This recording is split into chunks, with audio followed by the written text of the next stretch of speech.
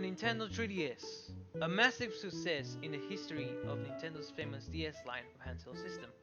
An innovative creation that many consider a masterpiece. It has a legacy of its own that I'm sure will not be forgotten. My name is Elnato, and today we'll discuss the history of how it all began.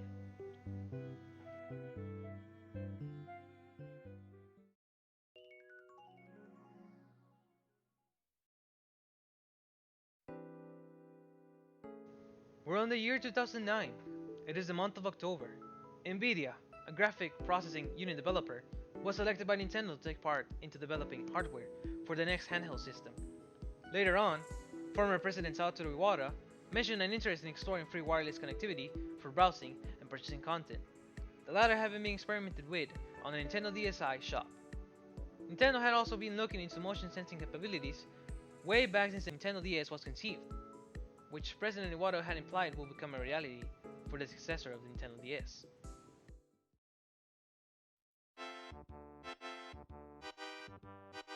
A few months later, in February of 2010, a new decade had begun, and so did the reports that game developers from Japan were in possession of development kits for software of the DS successor, with the Pokemon Company giving priority to testing features such as tilting. On a bright day in March 23 of the same year, an official statement from Nintendo announced the next in line for the DS family, the almighty virtual. What? No, no, no, no! Get that thing out of here. Sorry about that. The Nintendo 3DS, although not in all of its glory, just its name. This was due to Nintendo wanting to avoid any potential information leaks from happening. The fact that Nintendo themselves had to go through the trouble of just revealing the name of their next big project prior to E3 is such a surprising fact. In a way, it shows how out of control the Japanese press must have been to influence the decision of the reveal.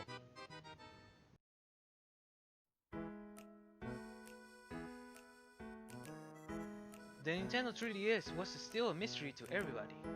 Many wonder if it will deviate from the original DS design, or it will stay true to the name. On late April, as part of a Federal Communications Commission filing by Mitsumi, a Japanese manufacturer of electronics, a possible development build of the Nintendo 3DS was released to the public. The testing platform was a weird sight to many, and for good reason. What was Nintendo thinking? Was Nintendo just planning on releasing a larger version of the DS? Or was it just a simple testing build? It turns out that it could just be that they decided to make it simple to test the equipment by just inputting everything in a motherboard, as you can see in the picture.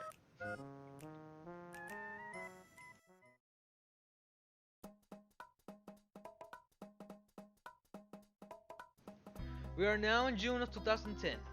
Gaming website IGN reporting the information received from developers who playtested the 3DS capabilities, stating that the 3DS's processing power far exceeded Nintendo Wii. It was also mentioned that through the use of 3D shaders, Nintendo will be able to create games that were close in visuals to the Xbox 360 and the PlayStation 3. A week and a half later, the reveal of the Nintendo 3DS was imminent at E3 2010. Everybody was excited, everybody was ready, and finally, the shortly awaited handheld system was fully showcased on June 15 at Nintendo's conference, with Kiriku's Uprising being the first game revealed for the system. Many other amazing titles soon followed confirmation to appear on the 3DS, such as Mario Kart 7 and Animal Crossing New Leaf, both known at the time as Mario Kart 3DS and Animal Crossing 3DS, respectively. Remakes of Nintendo 64's classics, The Legend of Zelda: Ocarina of Time and Star Fox 64, were also revealed to be in development. The design showcase for Nintendo DS was subjected to minor changes, such as the circle pad being colored alongside the console. The Nintendo DS was also announced to be released in Japan on February 26th of the following year by Nintendo, and it would include new features such as the Mii Maker, a virtual console, 3D versions of classic NES games, multitasking, augmented reality games, a 2GB SD card, and two tag modes dubbed Street Pass and Spot Pass, which, by the way, were always super amazing to use, especially in the Mii Plaza.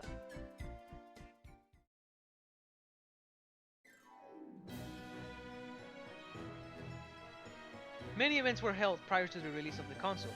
One in specific was a simultaneous press conference held by Nintendo in Amsterdam in New York City on January 19 of 2011, where all the launch features of the 3DS were revealed alongside the retail pricing of $249 with 99 cents, and the launch date for North America set as March 27, 2011.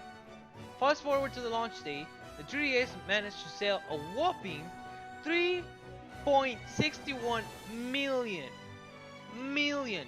3.61 million consoles during its first month, becoming one of the fastest selling handhelds in history. However, according to Nintendo, this was bad news. As a matter of fact, Nintendo had expected to sell a 4 million minimum. That's right, minimum.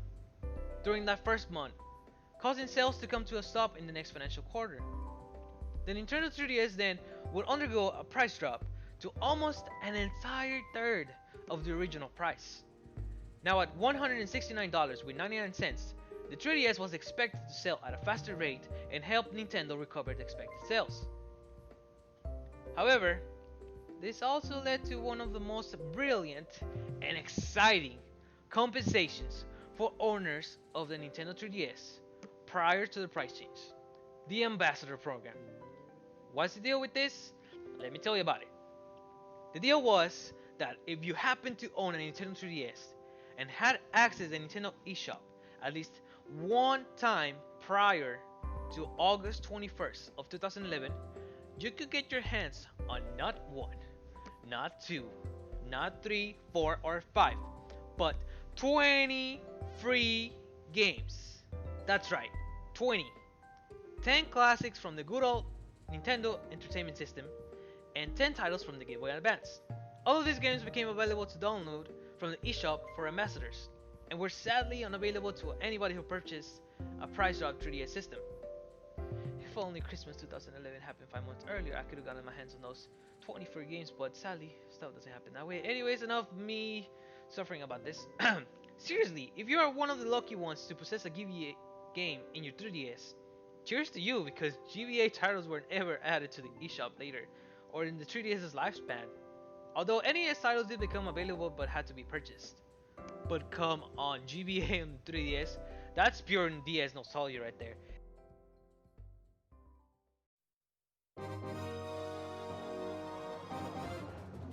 Nintendo then released a larger model of the 3DS, dubbed the Nintendo 3DS XL, or Nintendo 3DS LL in Japan, on 2012.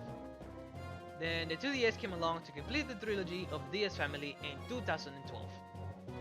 But then came the new 3DS XL in 2015, and for some reason they decided to release the new 3DS later that same year, so they released the extra large version first, then the smaller version for some reason. I don't know why they did that. And at this point, people were memeing Nintendo super hard with these names. Yeah, the next 3DS is going to be the Mega Super Duper 40X XL Pro Master Version. Huh. Me.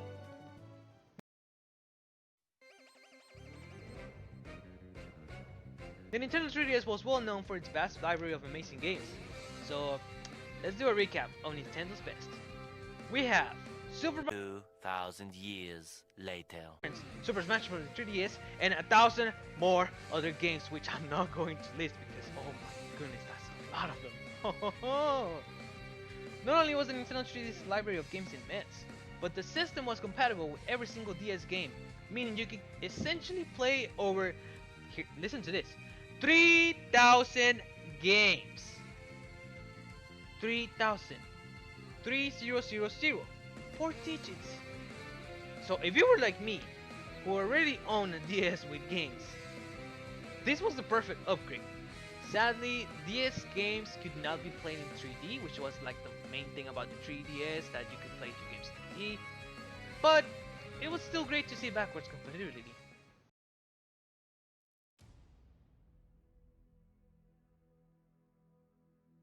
With so many games available, the Nintendo 3DS achieved so many things that can easily categorize it as one of the best Nintendo consoles of its time.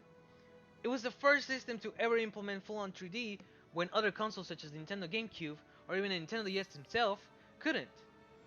It was also the first system to give us a remake of both Ocarina of Time and Majora's Mask, with vastly improved graphics.